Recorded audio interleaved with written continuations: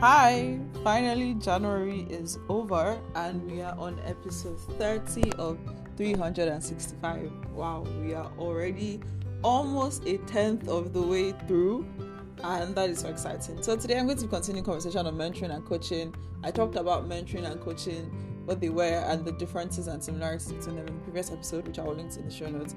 And today I'll talk about what to think about when picking a coach or a mentor and how to decide which to go with.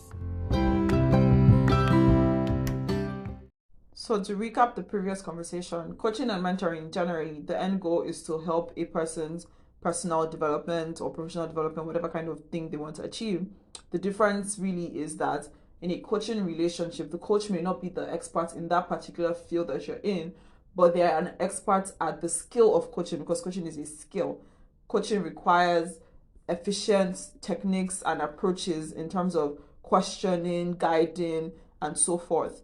While mentoring, it's someone who is more experienced in that particular field that you're interested, giving you insights from their own journey, sharing their own experiences.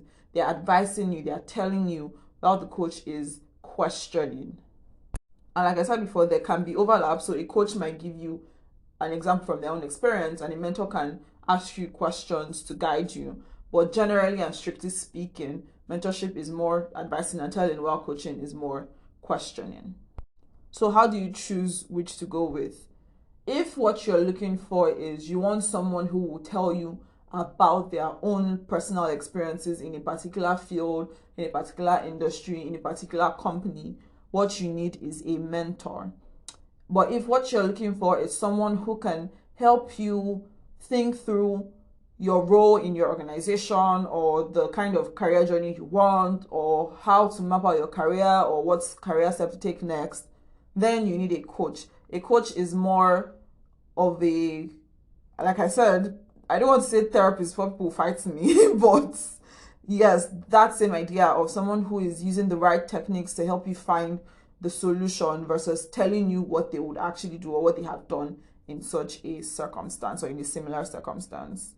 So to recap, if you're looking for someone who can tell you their own experiences, their own skills, give you what to do, tell you what to do and how to do it, then it's a mentor that you're looking for. But if you're looking for someone who wants to give you guidance in how to achieve a goal, you need someone to reflect with, to support your general experiences, then you need a coach. So now I'm going to talk about how to choose a mentor or a coach.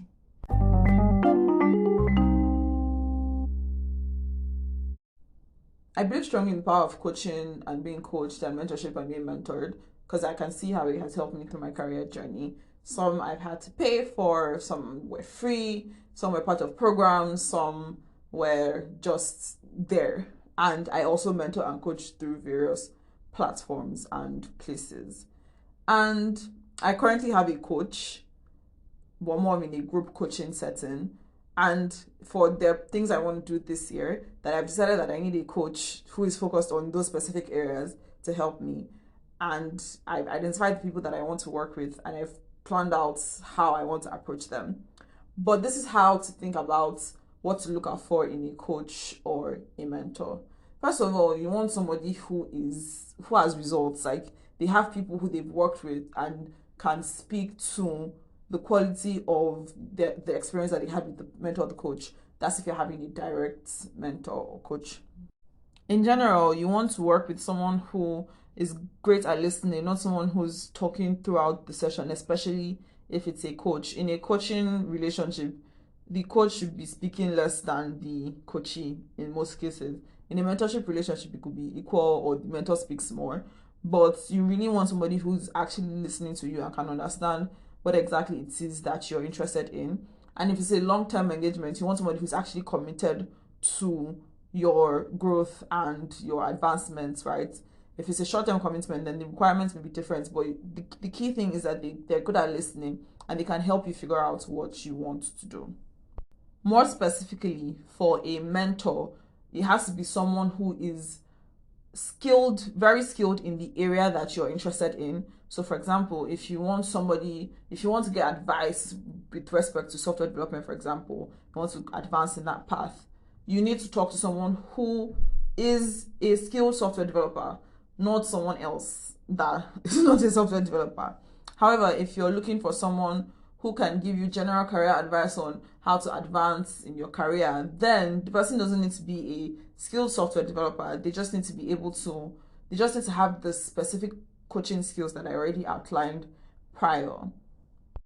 And the important thing to notice is that with your coach, it can't be somebody who's just talking, not telling you things to do. They have to be action focused, right? They have to be able to drive you towards action. At the end of the day, they can't take the action for you. You have to take it yourself.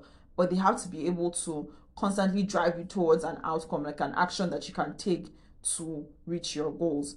And they have to be able to keep you accountable. It has to be someone who can keep you accountable. Whether it's because you respect them or you're paying them money, there has to be that form of accountability in the relationship. And also with a mentor, if you're doing one-on-one mentorship, then there also has to be accountability.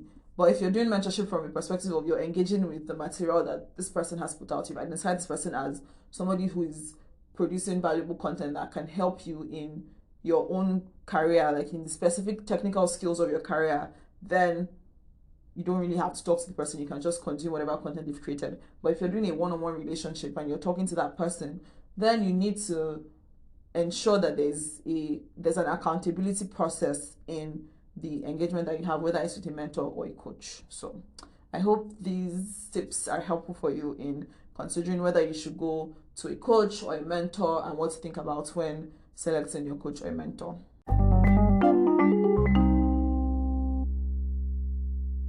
Something you want to avoid is someone who presents as having all the right answers and knowing everything that needs to be done and doesn't give you room to actually speak. You want to avoid such a person because they are not good for you. And most coaches will usually have like a free 5, 10, 15 minutes, maybe 5 minutes is too small, but they will have some free time that you can book with them just to get to fill out that relationship if they're the right person for you. So that's also something to look out for. Then if your coach or mentor is like, this is the way to do it, you must do it my way, then that's probably a cult leader, not a coach, so you should run away.